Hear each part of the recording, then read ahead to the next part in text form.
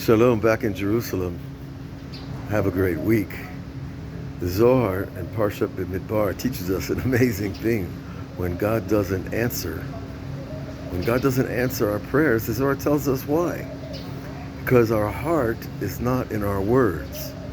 We're looking at the words, we're thinking of the words, but our heart is far from Hashem. Our heart can be in a million different places, and our mind might be looking at the book, but we're somewhere else. And that's one of the main reasons why prayers don't get answered. But the Zohar goes thus: what if the guy comes to God and says, I want to be fixed? I want to be fixed. And that sounds like a pretty noble ambition, to fix ourselves spiritually, physically, emotionally, and intellectually, metaphysically. Isn't that enough reason that God would want to hear our prayers? Well, if his heart is still far from his words, if he's not doing it in his heart, it's still in his head.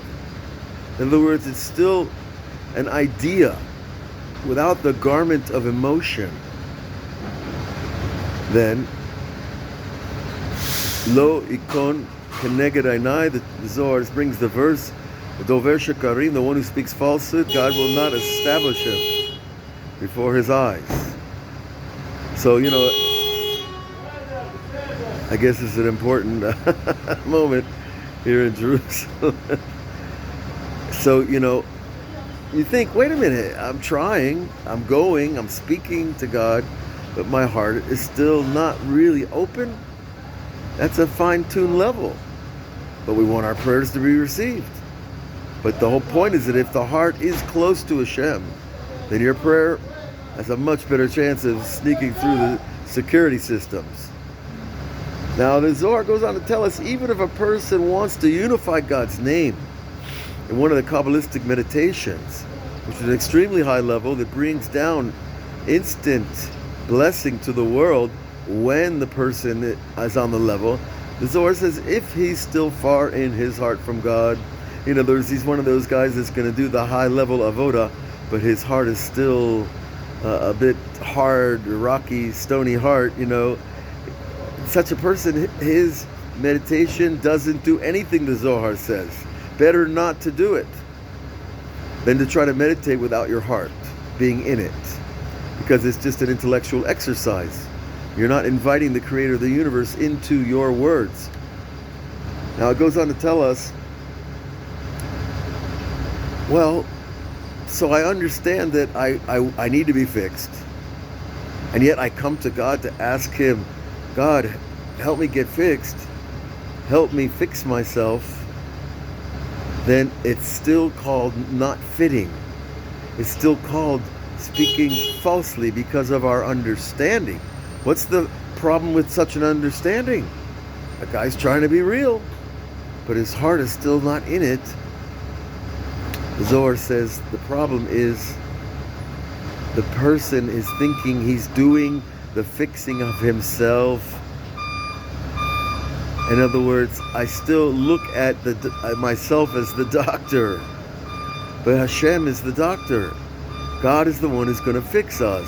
So all I have to do is, I don't say, God, I want to bless me with full faith. I say, God, I don't have any faith. I need your faith. I need your blessing of faith. The same thing with the healing. God, I have bad midot. I'm an angry person. I don't want to be angry anymore. Help me fix myself. That right there is the mistake.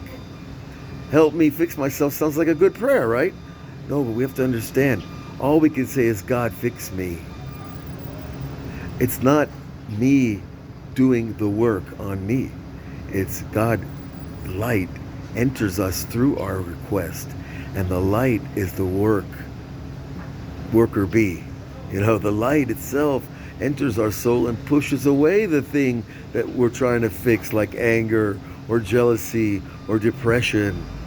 I can't fix myself, but I can ask God to fix me directly without taking part in the equation. Do you hear the difference?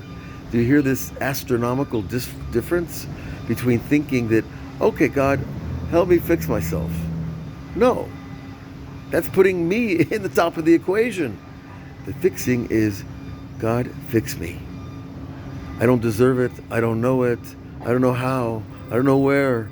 I don't know when, but you are the one, the only one, the true healer. And he can fix us. And then our prayers are answered when we understand that minute distinction is a huge distinction. It's not minute because it changes our total view of faith in the Creator. He's not in need of our help. He's in need of us getting out of the way of him doing the job. And he wants to do the job for us. He wants to heal us. He wants to fix us. He wants to, the Zohar says, even if we say to God, I'm willing to die for you. Sounds pretty high level to me, right? But if he says I'm willing to die for you because it says in the book that I'm supposed to be willing to die for you, that's not really being willing to die for you. That's doing what the book says in my mind is a mental game, a mental play. Oh, it says here I'm supposed to die for God. Well, okay, God, I'll die for you. But that's too short an answer. To really want to die for God, you can't open your mouth at all.